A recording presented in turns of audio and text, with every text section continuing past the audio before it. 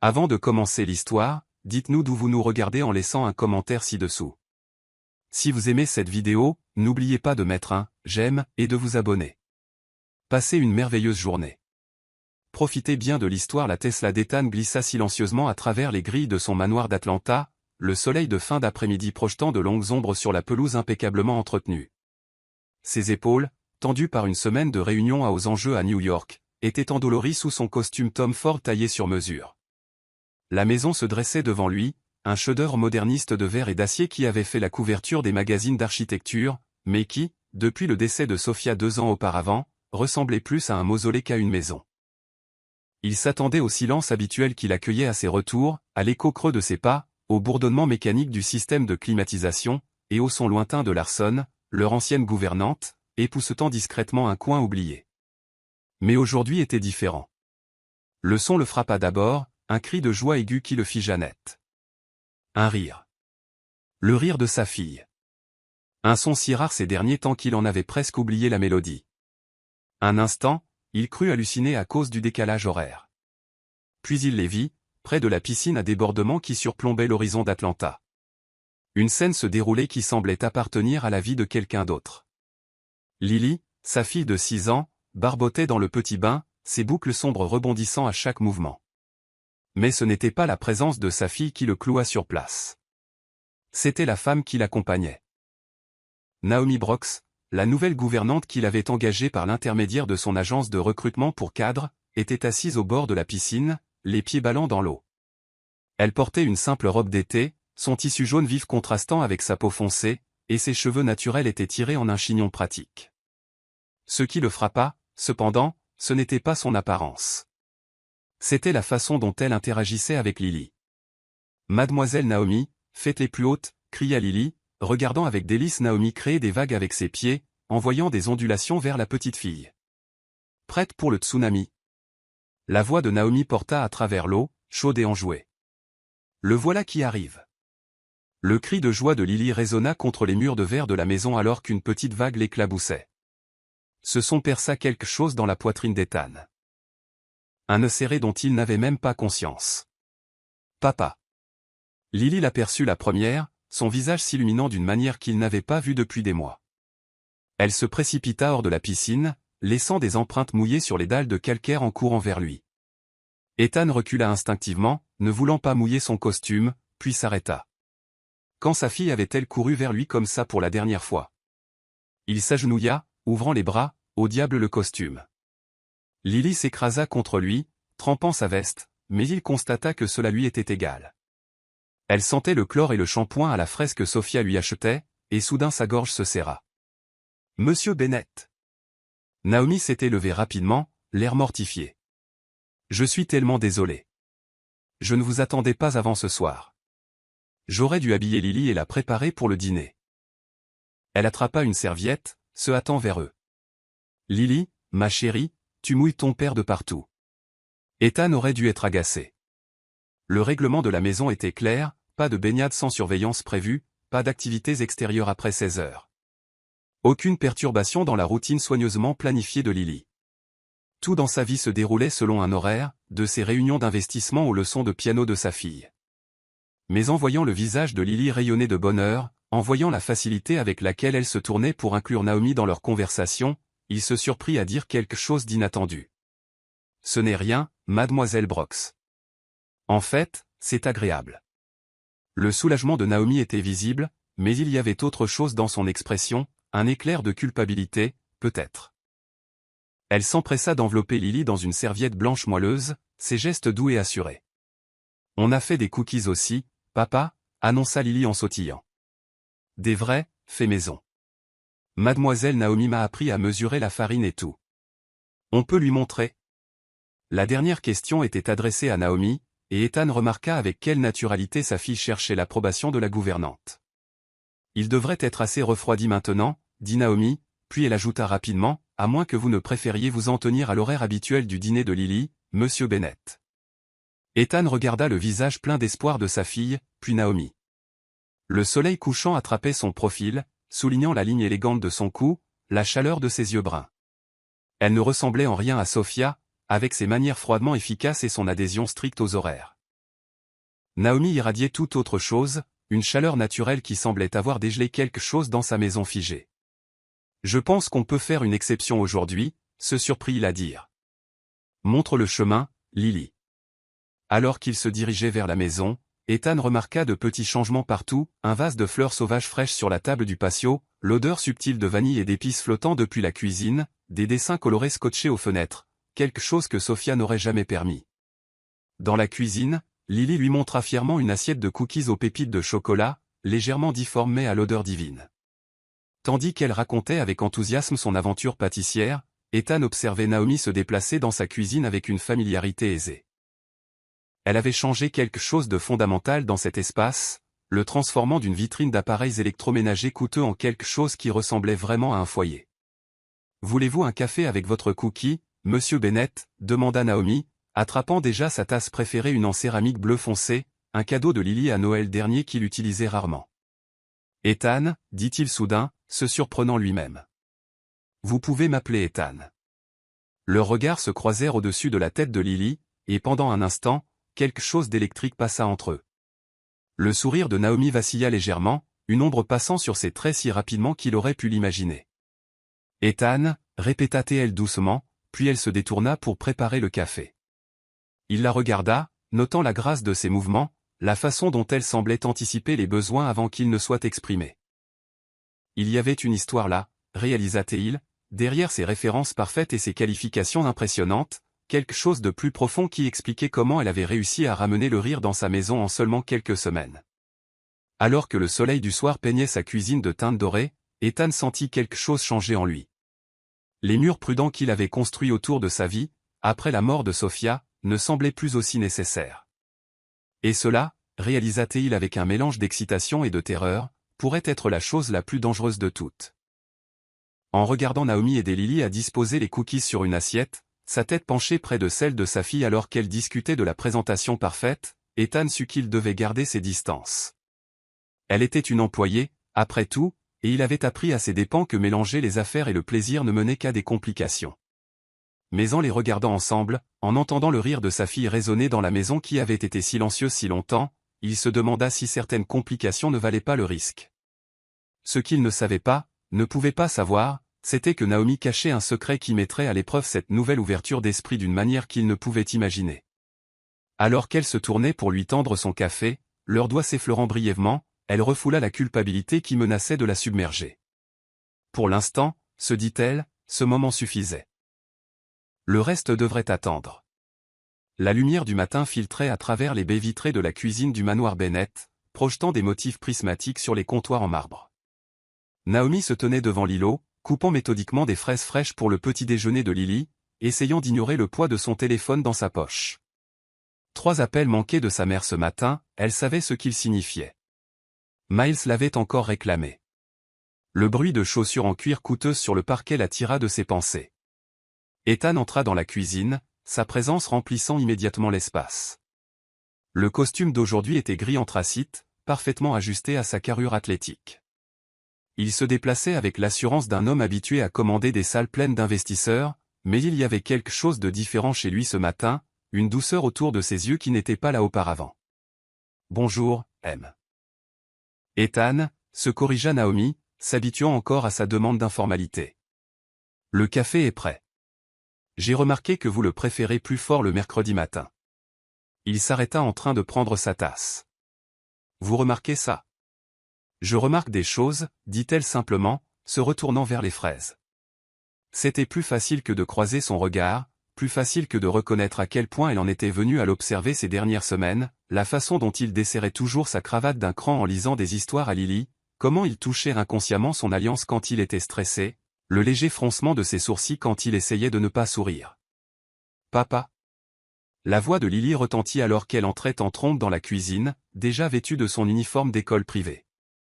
« Mademoiselle Naomi m'apprend le français aujourd'hui. » Ethan haussa un sourcil, les regardant tour à tour. « Le français ? Juste des mots liés au petit déjeuner, » expliqua Naomi, glissant une assiette de pain perdu en forme de cœur vers Lily. « J'ai pensé que ça pourrait rendre les matins plus intéressants. De plus, votre fille est une vraie linguiste. »« Les fraises, s'il vous plaît, » déclara fièrement Lily, en montrant les fraises. Un sourire se dessina sur les lèvres d'Ethan, un de ces rares sourires authentiques qui transformaient tout son visage. Sophia aurait approuvé, dit-il doucement, puis il sembla se reprendre. La mention de sa défunte épouse flotta un instant dans l'air, lourde de chagrin inexprimé. Naomi s'occupa d'essuyer le comptoir, lui laissant de l'espace pour se ressaisir. Elle avait appris cela aussi, quand insister et quand se retirer. C'était une danse à laquelle elle s'habituait de plus en plus, cette navigation prudente dans le processus de guérison de la famille Bennett. Mademoiselle Naomi rend tout amusant, continua Lily, inconsciente du sous-entendu émotionnel dans la pièce. Hier, elle m'a montré comment faire des grues en papier. Savais-tu que si tu en fais 1000, tu peux faire un vœu? C'est tout un projet, dit Ethan en vérifiant sa montre, mais peut-être devrions-nous garder les leçons d'origami pour après l'école. En fait, intervint Naomi, puis elle hésita. Elle ne devait pas outrepasser ses fonctions, mais... J'ai pensé que ça pourrait l'aider en maths. L'origami implique beaucoup de motifs et de raisonnement spatial. Nous comptons par dizaines en les fabriquant. Ethan l'étudia un long moment, et Naomi sentit le flottement familier de l'anxiété. Elle n'était que la gouvernante. Après tout, qui était-elle pour suggérer des stratégies éducatives? Mais ensuite, il hocha la tête. Le dernier test de maths de Lily a montré une amélioration. Il se tourna vers sa fille. « Combien de grues as-tu faites jusqu'à présent ?»« 30, rayonna Lily. Mademoiselle Naomi dit que ça fait 3 séries de 10. On les garde dans ma boîte spéciale. Le coin de la bouche d'Ethan tressaillit. Celle que ta mère t'a donnée?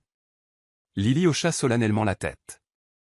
Mademoiselle Naomi dit que c'est bien de garder près de soi les choses spéciales de maman, mais aussi de créer de nouvelles choses spéciales. Naomi retint son souffle, se demandant si elle avait encore dépassé les bornes. Elle n'avait pas voulu s'immiscer dans leurs souvenirs de Sophia, mais Lily avait été si hésitante à utiliser la belle boîte laquée, la traitant comme un sanctuaire plutôt que comme le coffre au trésor qu'elle était censée être. L'expression d'Ethan fut indéchiffrable un instant. Puis il regarda Naomi, quelque chose de doux et de vulnérable dans son regard. « Merci, dit-il doucement. » Le poids de sa gratitude lui serra la poitrine.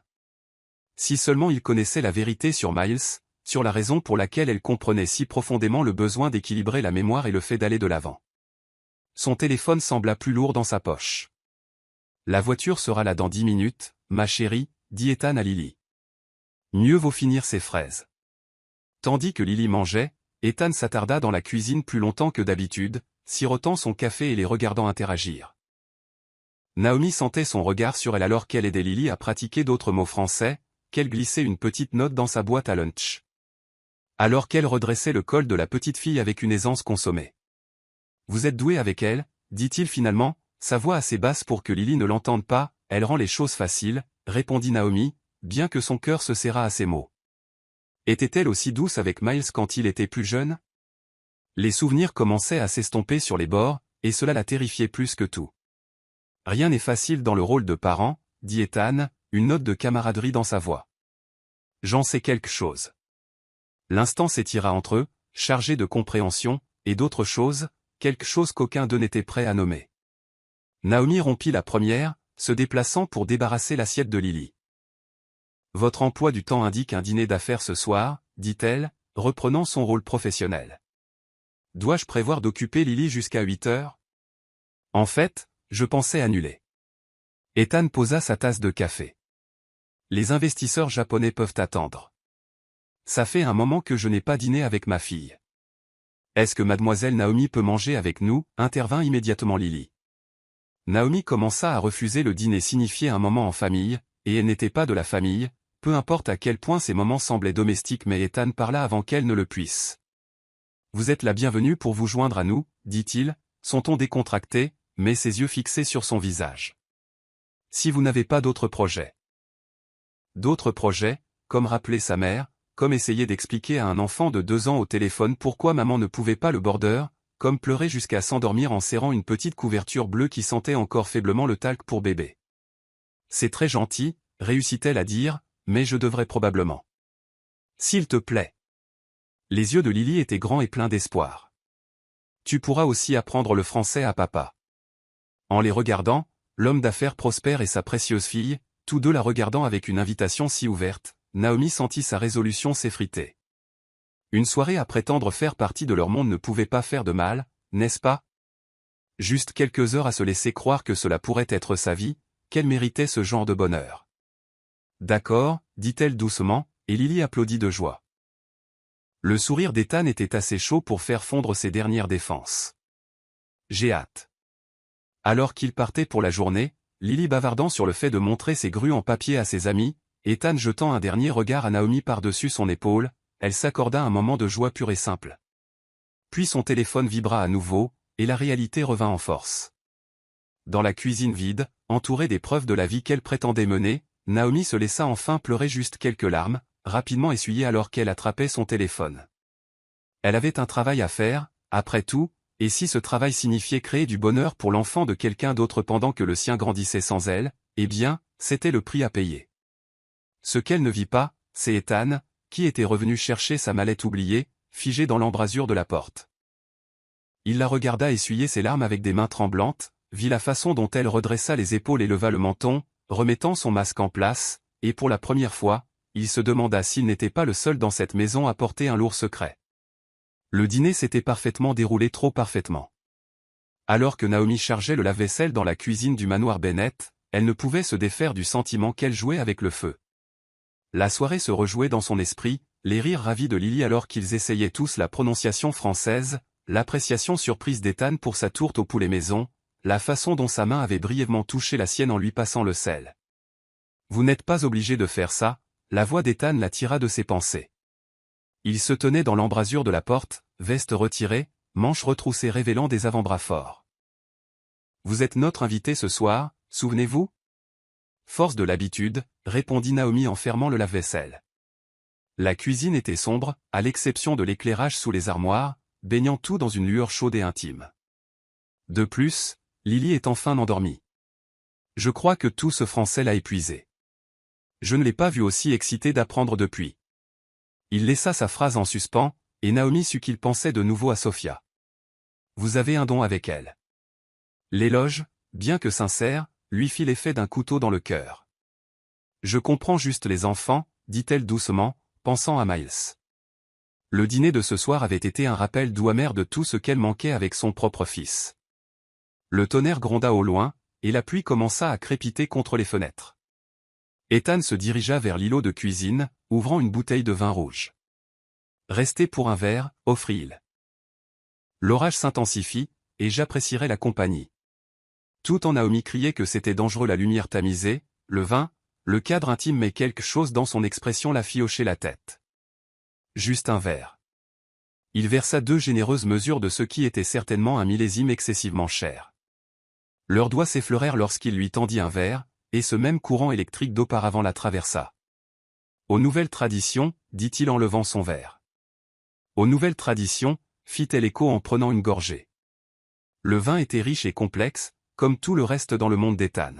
« Vous savez, » dit-il en étudiant son verre, « je voulais vous demander quelque chose. » Le cœur de Naomi manqua un battement. « Oh. Où avez-vous appris à cuisiner comme ça ?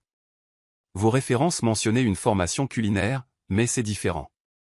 On dirait. » Il fit un geste vers la cuisine où les traces de leur dîner persistaient encore, point comme à la maison. « Ma grand-mère, » répondit-elle honnêtement. Au moins, c'était un sujet sûr. Elle m'a élevé, moi et mes frères et sœurs, après que nos parents. Elle s'arrêta, réalisant qu'elle s'aventurait en territoire personnel. Après, l'incita doucement Ethan. Un accident de voiture, dit-elle simplement. J'avais 8 ans. Ma grand-mère a pris le relais, nous a tous gardés ensemble. Elle avait 3 emplois, mais elle trouvait toujours le temps de cuisiner pour nous. Elle disait que la nourriture, c'était de l'amour rendu visible. L'expression d'Ethan s'adoucit. Elle semble remarquable. Elle l'était. Naomi prit une autre gorgée de vin, laissant la chaleur se répandre en elle. Elle m'a appris que la famille, ce n'est pas une question de circonstances parfaites. C'est de créer quelque chose de beau avec ce que l'on a, les mots restèrent suspendus entre eux, lourds de sens. Ethan posa son verre, faisant un pas de plus vers elle. Est-ce que c'est ce que vous faites ici ? Créer quelque chose de beau ? La question la prit au dépourvu. Je ne fais que mon travail, dit-elle, mais ils savaient tous les deux que c'était plus que ça. Vraiment ? Sa voix était basse, intime. Parce que ce que je vois, c'est quelqu'un qui redonne vie à cette maison. Quelqu'un qui apprend à ma fille qu'il est permis de rire à nouveau, de créer de nouveaux souvenirs sans trahir les anciens. Les mains de Naomi tremblaient légèrement. Elle posa son verre de vin avant de le laisser tomber. Monsieur Bennett. Ethan, corrigea-t-il doucement. Ethan, rectifia-t-elle. Je pense que vous me donnez trop de crédit. Et je pense que vous ne vous en donnez pas assez. Un autre coup de tonnerre, plus proche cette fois. Les lumières clignotèrent une fois, 2 fois, puis les plongèrent dans l'obscurité. Naomi sursauta, tendant instinctivement la main. Sa main trouva sa poitrine, solide et chaude à travers sa chemise. Ne bougez pas, murmura-t-il. Le générateur de secours devrait se déclencher. Mais dans ces moments d'obscurité, quelque chose changea.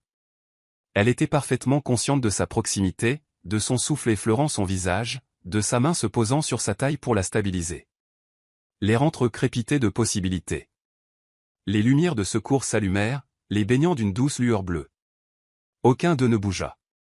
Naomi, souffla-t-il, et la façon dont il prononça son nom lui fit flageoler les genoux. Sa main sur sa taille se resserra légèrement. On ne peut pas, chuchota-t-elle alors même qu'elle levait son visage vers le sien. Pourquoi pas? Un millier de raisons se bousculèrent dans son esprit. Parce qu'il était son employeur. Parce que leur monde était trop différent. Parce qu'elle lui mentait sur quelque chose de fondamental.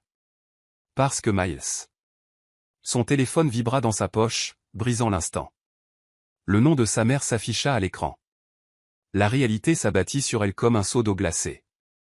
Naomi recula, rompant le contact. Je devrais aller voir Lily, dit-elle rapidement. M'assurer que l'orage ne l'a pas réveillée. Ethan n'essaya pas de la retenir, mais elle sentit ses yeux sur elle alors qu'elle fuyait la cuisine.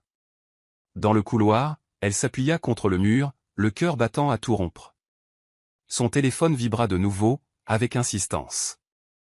Les doigts tremblants, elle répondit. Maman? Naomi? Ma chérie? La voix de sa mère était tendue d'inquiétude. Miles a de la fièvre. Le docteur dit que c'est juste une otite, mais il pleure après toi toute la nuit. Le monde bascula. Dans la cuisine, elle pouvait entendre Ethan bouger, probablement en train de ranger leur verre de vin. Dans sa poche se trouvait son dernier salaire assez pour couvrir les médicaments de Miles, mais pas beaucoup plus. Et entre ces deux réalités, elle se tenait, figée. J'enverrai de l'argent pour l'ordonnance, réussit-elle à dire. Dis-lui. Dis-lui que maman l'aime. Ma chérie, il a besoin de plus que de l'argent. Il a besoin. Je dois y aller. Naomi la coupa, les larmes menaçant de couler. J'appellerai demain. Elle mit fin à l'appel juste au moment où Ethan apparut dans le couloir. Lily dort toujours, dit-il, puis il remarqua son expression. Naomi, qu'est-ce qui ne va pas? Rien, dit-elle rapidement, affichant un sourire.